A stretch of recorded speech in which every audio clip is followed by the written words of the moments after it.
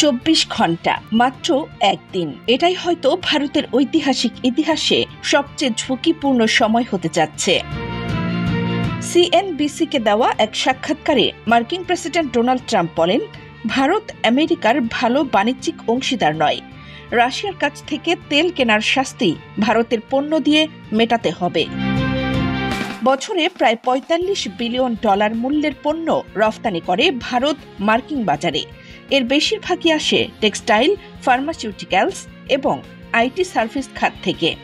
Trump বলেন, এই রফতানির ওপর শুল্ক বসানো হবে, তাও 25% নয়, আরও বেশি। আগামী 24 ঘন্টার মধ্যেই এই শুল্ক হার উল্লেখযোগ্যভাবে বাড়ানো উচিত। এর মানে কি ভারত আমেরিকা বাণিজ্য যুদ্ধের নতুন পর্ব শুরু হলো?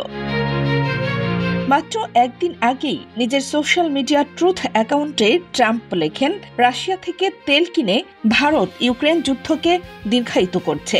সরাসরি অভিযোগ, ভারত আন্তর্জাতিক নীতির বিরুদ্ধে ভিলেন হয়ে উঠছে।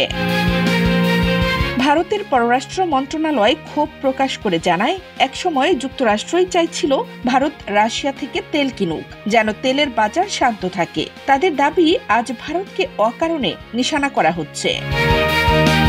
বিশ্লেষকরা বলছেন, ভারত যে রাশিয়ার দ্বিতীয় বৃহত্তম তেল ক্রেতা হয়ে উঠেছে তা শুধু যুক্তরাষ্ট্র নয়, ইউরোপের অনেক দেশের দুশ্চিন্তার কারণ। অর্থনৈতিক চাপ, কূটনৈতিক উত্তেজনা এবং সেই পুরনো ট্রাম্পীয় স্টাইলের রাজনৈতিক খেলাধুলা, সবকিছু মিলে 24 ঘন্টার সময়সীমা এখন ভারতের সামনে এক কঠিন প্রতীক্ষা। 24 ঘন্টা বিপদের ঘন্টা বাজছে। বিশ্ব কি প্রস্তুত এক নতুন বাণিজ্য সংঘর্ষের জন্য? ভারত কি টিকে থাকবে এই চাপের মুখে? একটা কথাই বলেছিলেন ট্রাম্প, এখন সময় হয়েছে ভারতের দাম চোকানোর। আপনি কি মনে করেন, কে ঠিক কে ভুল? আপনিও অংশ নিন এই বিতর্কে, কমেন্টে জানান আপনার মতামত। ফাতেমা নিপা, খবর সংযোগ।